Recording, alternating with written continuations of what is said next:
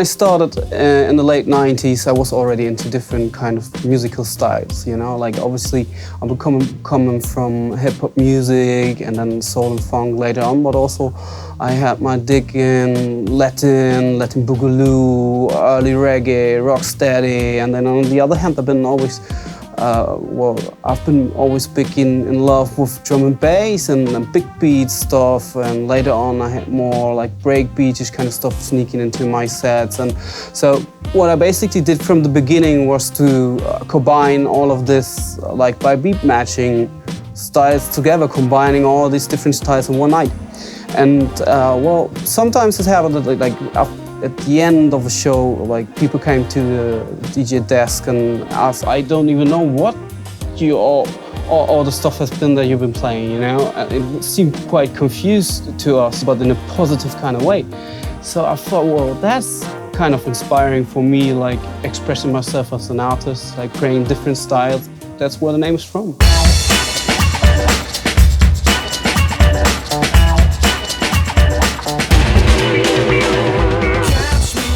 Well, for me, as a kid growing up in the late 80s, the Muppet Show was eventually a big thing for me that influenced me musical-wise even, you know? Like, the Muppet Show had great actors and singers and musicians over there. They had them all, you know? Like, Lou Rawls been on the Muppet Show, Dizzy Gillespie been on the Muppet Show, Diana Ross, Gladys Knight, and the big Buddy Rich thing, the big drum battle against the Animal and everything. Things like that, you know. And then, well, I got into school, and then I bought my first rap and hip hop records, and obviously from the thing there is, well, like a lot of other people have been described this as well. We looked on the back, you know, and said, well, oh, this contains a sample of that, and interpolation or what, however. And then I made up my list and went to the record stores and to the flea markets and got my digging into funk and soul music going on, you know, and ever since then it's been around the axis of funk. Sometimes you have these nights, right, these venues when you're playing out and DJing, and on some occasions everything seems to just like work perfectly together in a way, and like there have to come a couple of things together in the end, like the weather, the mood of the people, you're feeling for the right track at the right time, and your skills and in general, maybe even the sound system of the club, right?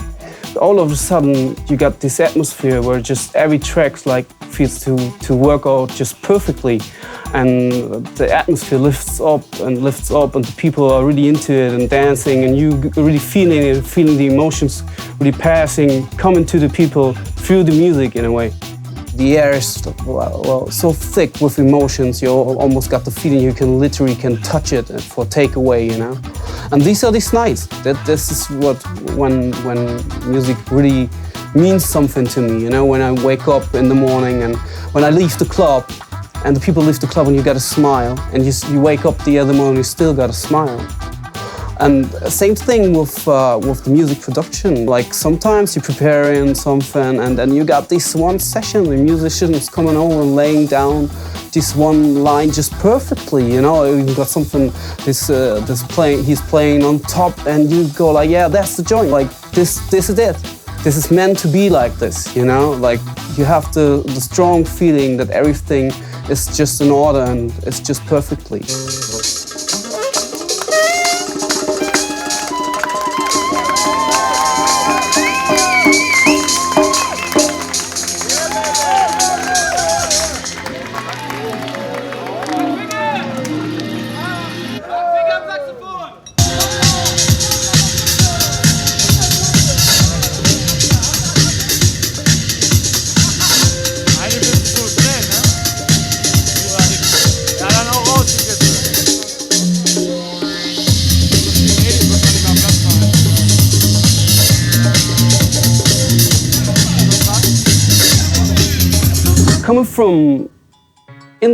Starting listening to music from like hip-hop music, I'm obviously into sampling music, which is the base for every production I ever did.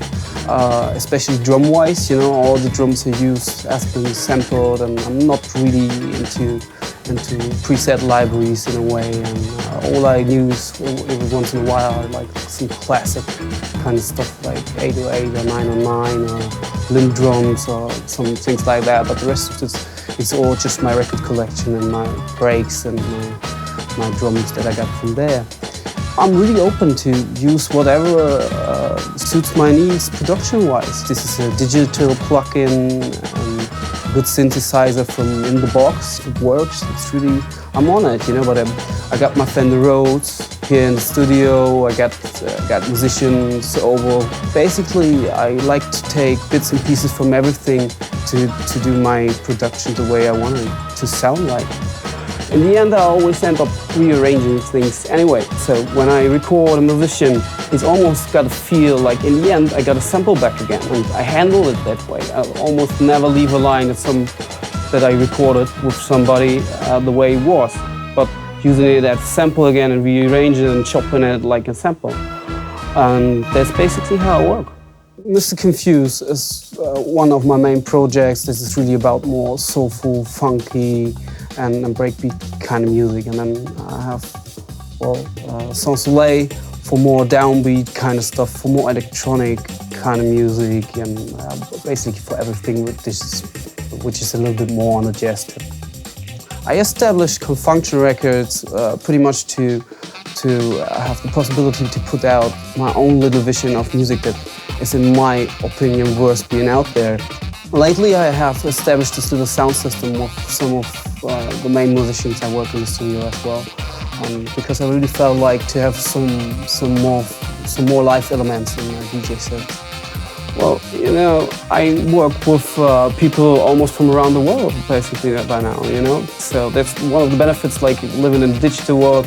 You just there are no borders anymore, you know. Like you can send your layers, you can really talk about what to record and what not. So I think it's a big benefit for me, like working with people from all over the world.